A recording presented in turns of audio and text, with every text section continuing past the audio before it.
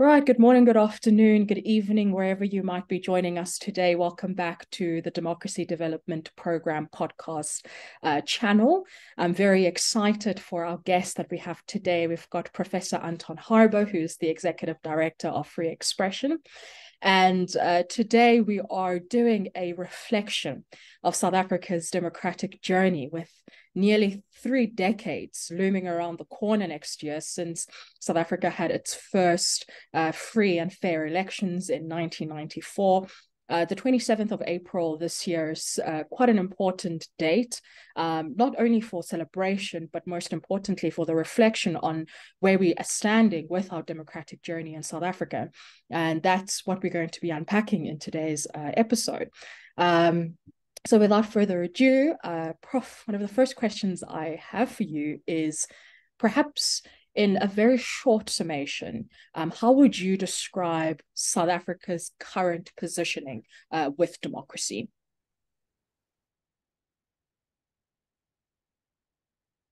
Sorry, can I just, South Africa's, are we talking about the media or are we talking more widely than that? This is very general at this point. Oh, okay.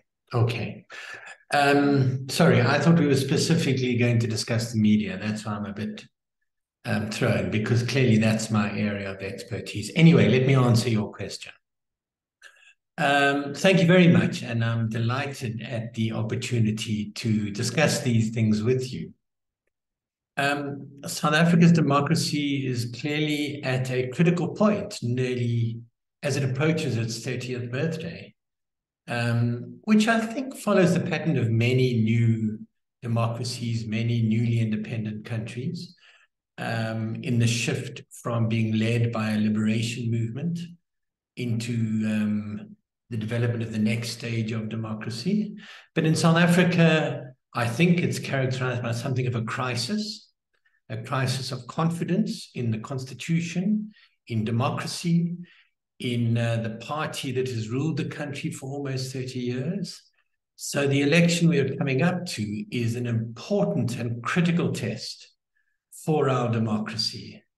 And it takes place at a time when we're feeling pressure from many quarters, not least of all our economy, and the functioning of our state. So these are all matters weighing heavily on our minds as we prepare for the 30-year election.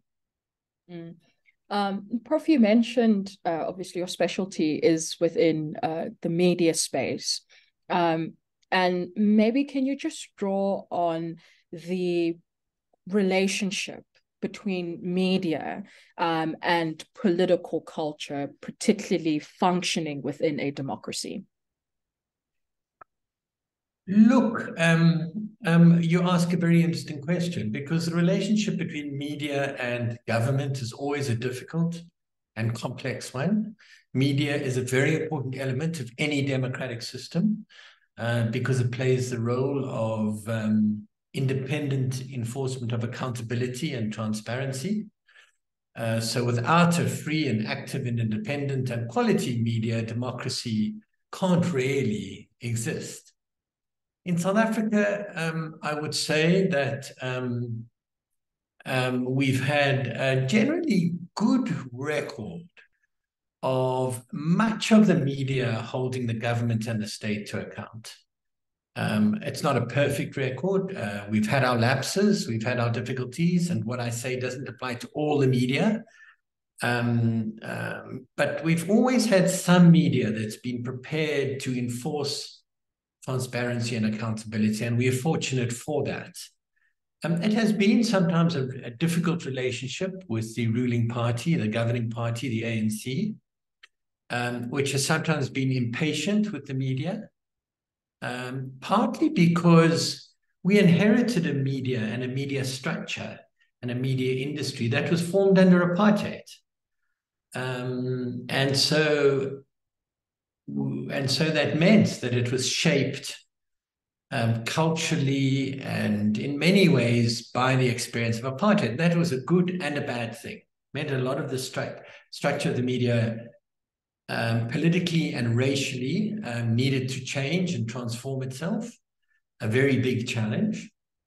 it also meant that we inherited a culture of independence, resisting censorship, resisting control, and enforcing accountability. So there were good and there were bad aspects.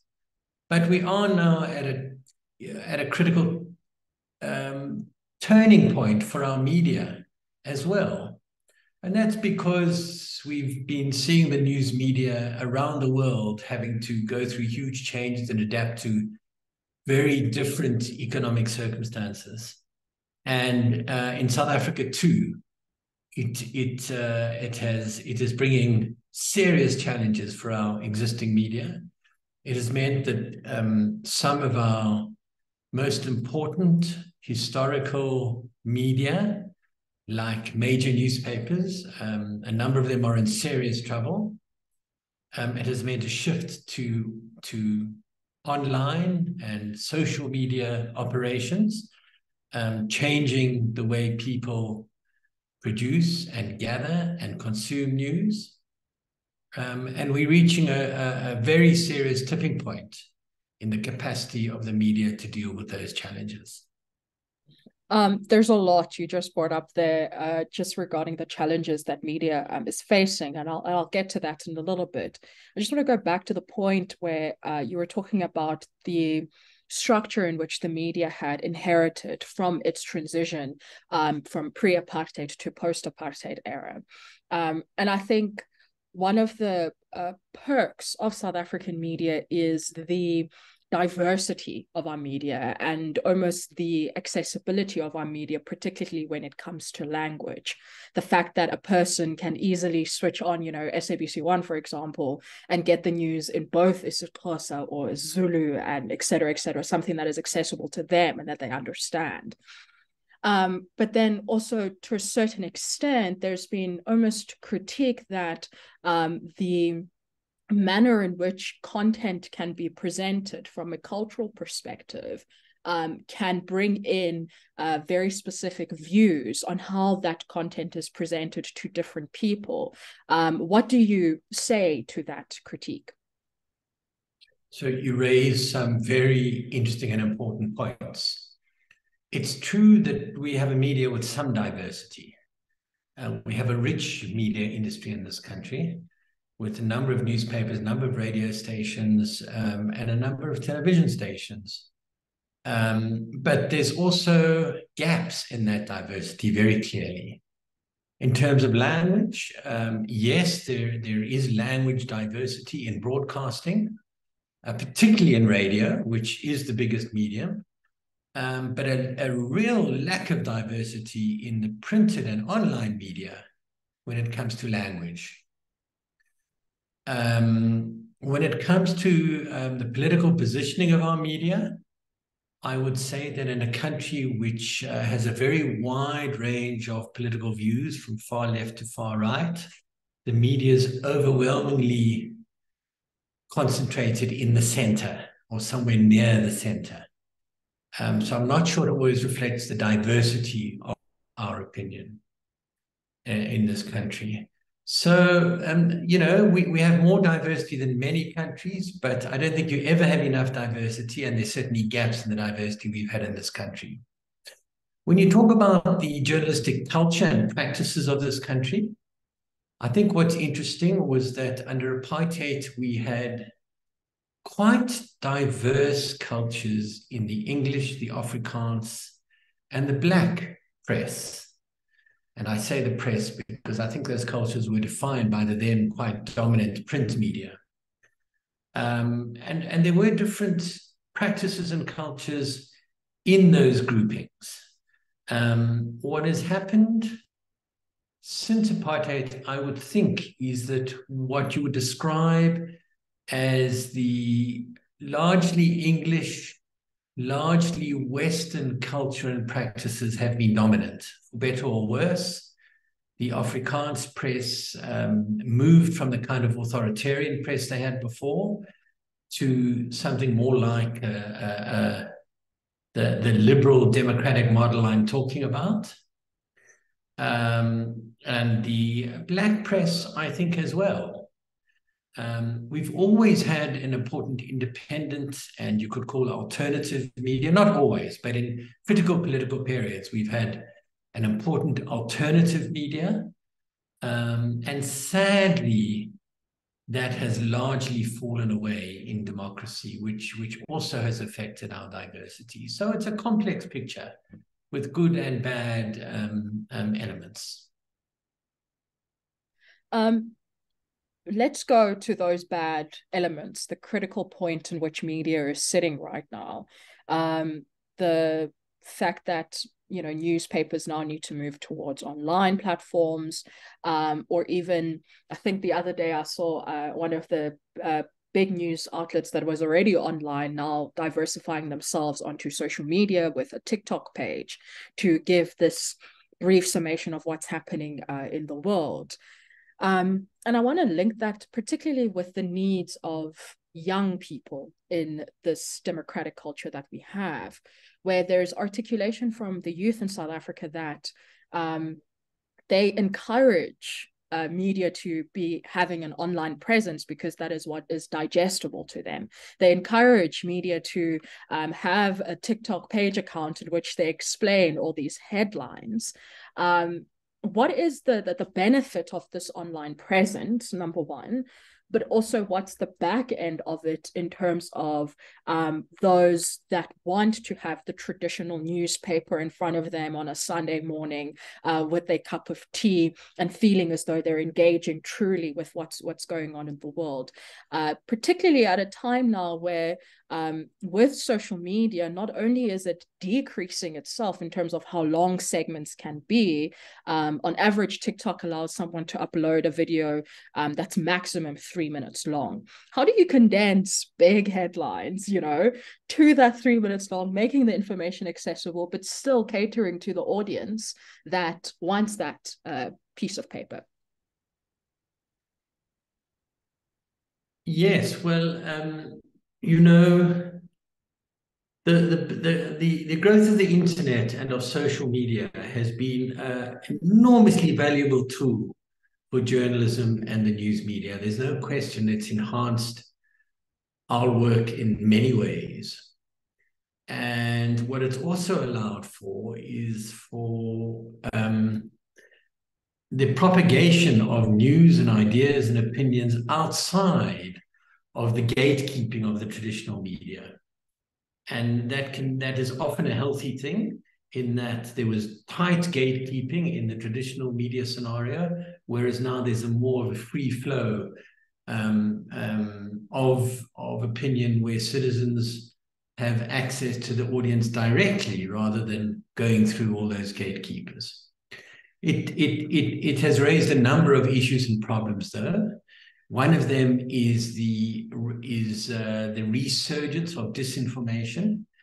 The absence of gatekeepers means that falsehoods, sometimes malicious falsehoods, sometimes anti-democratic malicious campaigns to undermine our society or to promote hatred or racism are able to be expressed fairly easily and openly. And that's clearly a major concern. But of greater concern is that, news is complex. And there are many points of view. It often can't be reduced to a simple headline.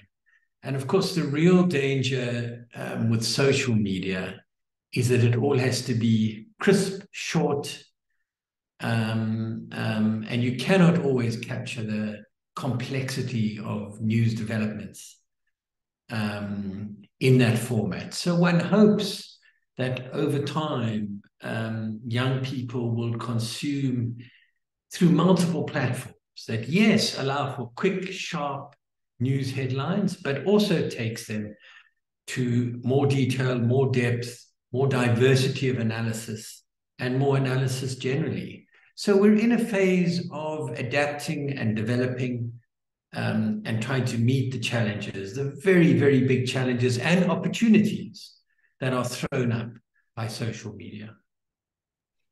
Yeah, I like that you mentioned the point of how the internet blowing up has opened up this door of misinformation and disinformation, which oftentimes has led people down the hole of essentially deciding for themselves which side of the spectrum that they would like to be, by a simple point that's been brought up through a link, for example, that takes them down the alt-right or something to that effect.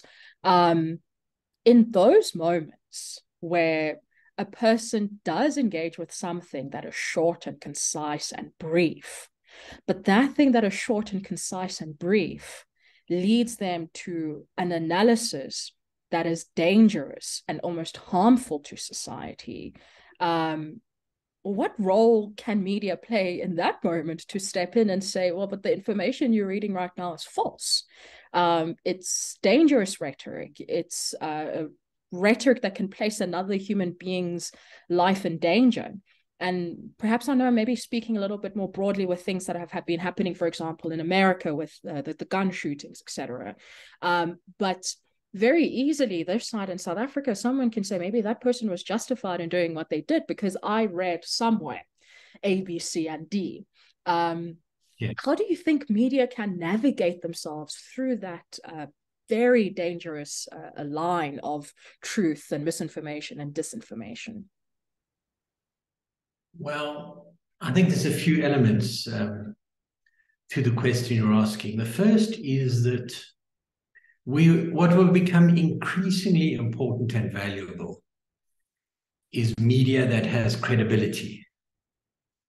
Media that isn't just churning out any rubbish, but is saying, we verified this, we've checked this, we've contextualized this, and therefore you can consume it in a way that will enrich your knowledge and information and empower you. And you need to differentiate between that kind of media, shall we call it professional media or credible media, or real journalism, and the rubbish that's often perpetuated on the internet or on social media. That requires a high level of media literacy. And I do think it's very important that in our schools, in our factories, in our workplaces, in government, in every institution of this country, of our society, at all levels, we should be saying media literacy is terribly important. And in all those institutions, we should be encouraging teaching and training of media literacy. But let me say two things about that. The first is that the problem of disinformation is worst among older people. So I think one positive thing is that all the research shows that those who are most vulnerable in terms of disinformation are older people who are less used to the virtual world, to dealing with online.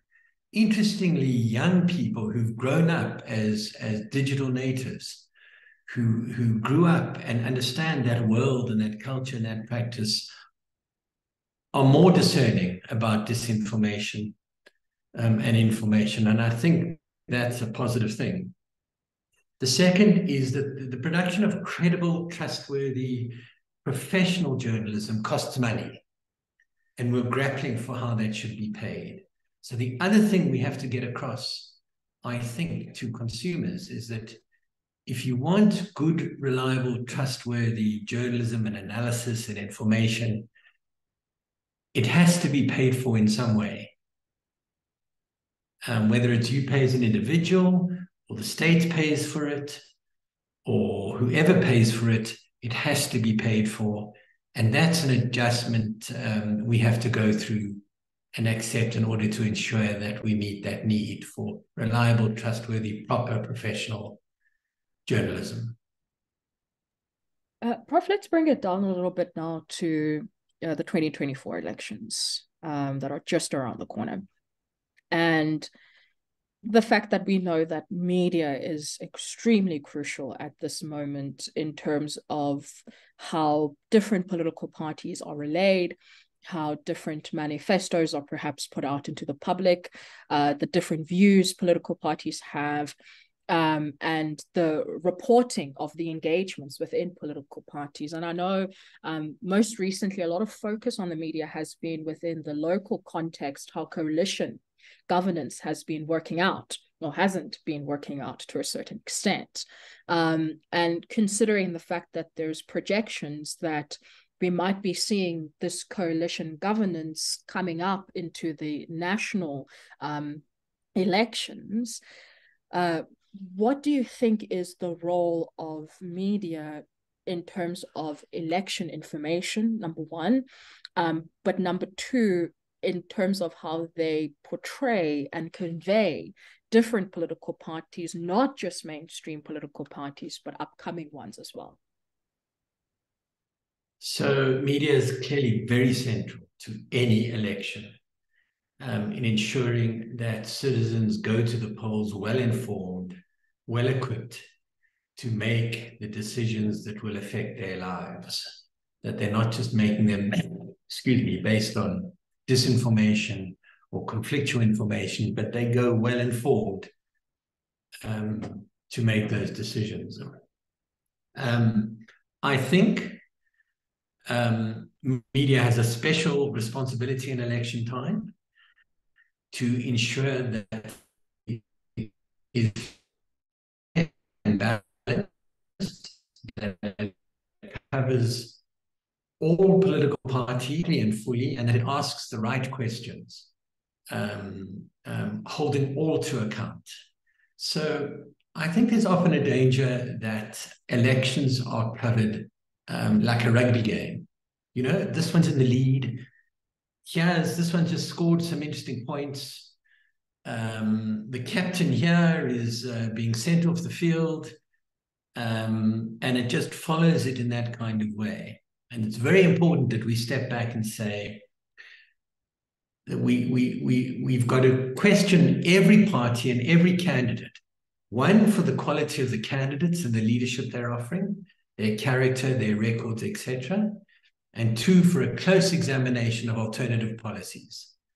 So to push parties to go beyond the rhetoric and the empty promises, but to say, how will you run this country and the economy better?